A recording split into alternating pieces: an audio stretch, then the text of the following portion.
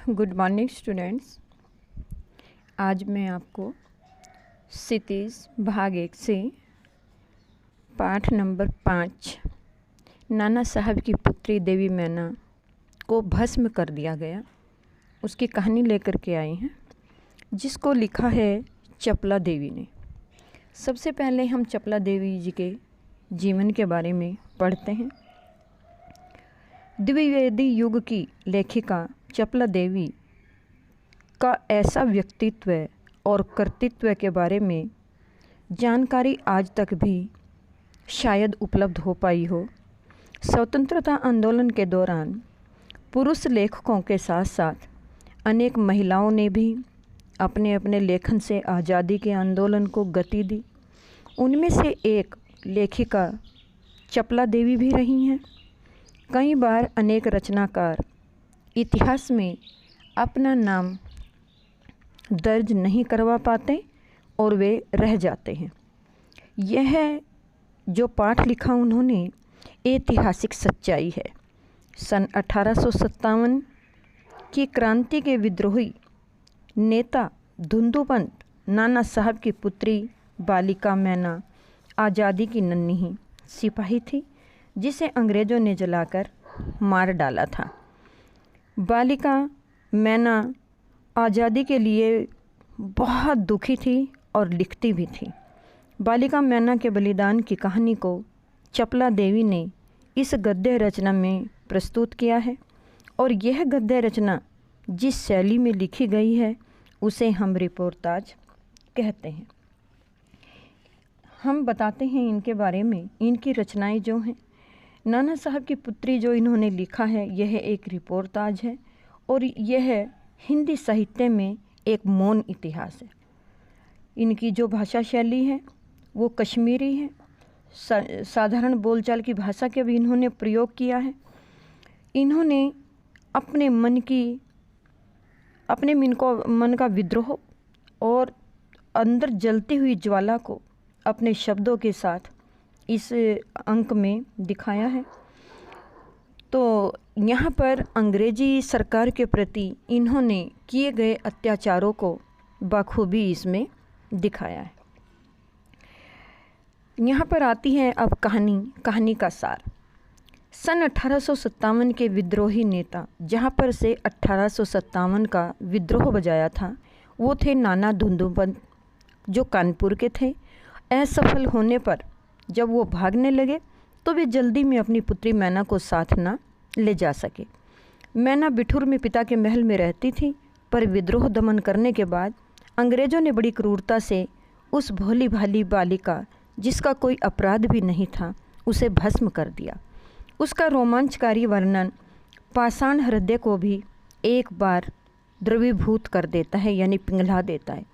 कानपुर में भीषण हत्याकांड करने के बाद अंग्रेज़ों का सैनिक दल बिठूर की ओर गया। बिठूर में नाना साहब का राजमहल लूट लिया गया, पर उससे बहुत थोड़ी संपत्ति अंग्रेज़ों के हाथ लगी। उसके बाद अंग्रेज़ों ने तोप के गोलों से नाना साहब के महल को भस्म करने का निश्चय कर दिया। सैनिक दल ने जब वहाँ तोपें लगाई, उस समय महल के बरामदे में एक अत्यंत सुंदर बालिका आकर खड़ी हो गई। उसे देखकर अंग्रेज़ सेनापति को बड़ा आश्चर्य हुआ, क्योंकि महल टूटने के समय वह बालिका कहीं दिखाई न दी थी।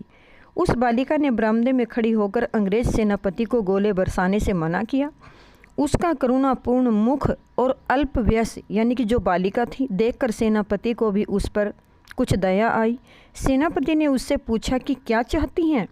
बालिका ने शुद्ध अंग्रेजी भाषा में उत्तर दिया, क्या आप कृपया करके इस महल की रक्षा करेंगे।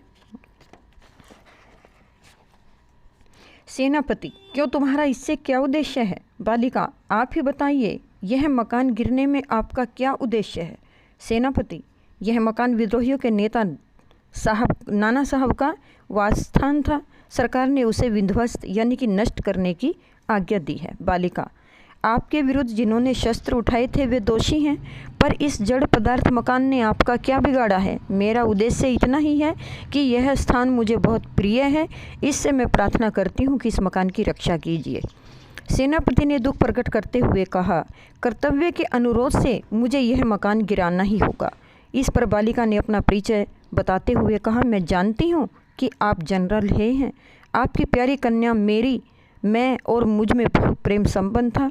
कई वर्ष पूर्व के पास बराबर आती जाती और मुझे हृदय से चाहती थी। यहाँ पर मेरी जो है अंग्रेजी अफसर की लड़की के लिए प्रयोग किया गया है। उस समय आप भी हमारे यहाँ आते थे और मुझे अपनी पुत्री के समान प्यार करते थे। मालूम होता है कि आप वे सब बातें भूल गए हैं। मेरी की मृत्यु से मैं बहुत दुखी हुई। उसकी एक चिट्ठी आज भी मेरे पास है। यह सुनकर सेनापति के होश उड़ गए। उसे बड़ा आश्चर्य हुआ और फिर उसने उस बालिका को भी पहचाना और कहा, अरे यह तो नाना साहब की कन्या मैना है। सेनापति है कुछ क्षण ठहर कर बोले, हाँ मैंने तुम्हें पहचाना। तुम मेरी पुत्री की मेरी की सहचरी यानी कि सहेली हो, किंतु मैं जिस सरकार का नौकर हूँ उसकी आज्ञा नहीं टाल सकता। मैं तुम्हारी रक्षा का प्रयत्न जरूर करूँगा। इसी प्रकार प्रधान सेनापति जनरल आउट्रम वहाँ आ पहुँचे और उन्होंने बिगड़कर सेनापति से कहा, नाना का महल अभी तक तोप से क्यों नहीं उड़ाया? सेनापति ही ने विनयपूर्वक कहा, मैं इसी फिक्र में हूँ, किंतु आपसे एक निवेदन है, क्या किसी तरह नाना का महल बच सकता है? आउट्रम गवर्नर जनरल की आज्ञा के बिना यह संभव नहीं है। नाना साहब पर अंग्रेजों का क्रोध बहुत अधिक है। नाना के वंश या महल पर दया दिखाना असंभव है। सेनापति है तो लॉर्ड कैनिंग यानी कि जो उस वक्त गवर्नर जनरल थे उस विषय पर एक तार देना चाहिए। आउट्रम, आखिर आप ऐसा क्यों चाहते हैं? हम इस महल को विध्वंस किए बिना और नाना की लड़की को गिरफ्तार किए बिना नहीं छोड़ सकते।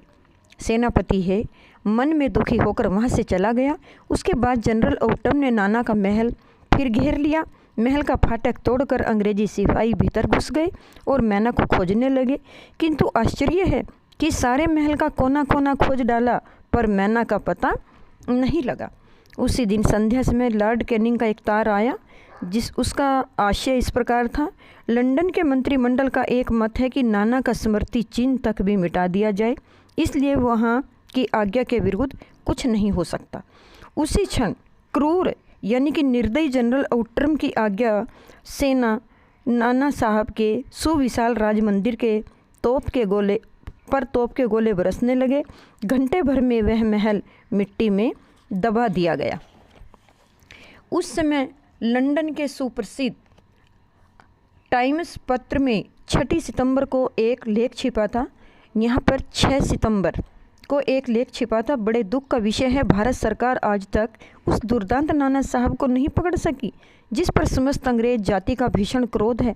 जब तक हम लोगों के शरीर में रक्त रहेगा तब तक कानपुर में अंग्रेज़ों के हत्याकांड का बदला लेना हम लोग न भूलेंगे।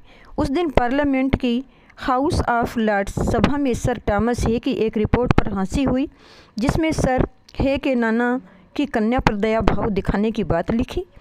हे के लिए निश्चय ही यह एक कलंक की बात है।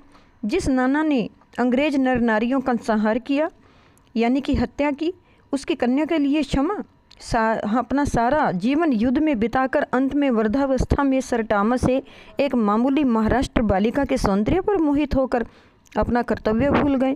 हमारे मत से नाना के पुत्र, कन्या तथा अन्य कोई भी संबंधी जहां मिले मार डाला जाए। नाना की जिस कन्या से हे का प्रेमालाप हुआ है उसको उसी के सामने फांसी पर लटका दिया जाए। ये क्रूर अंग्रेजी शासक का कहना था।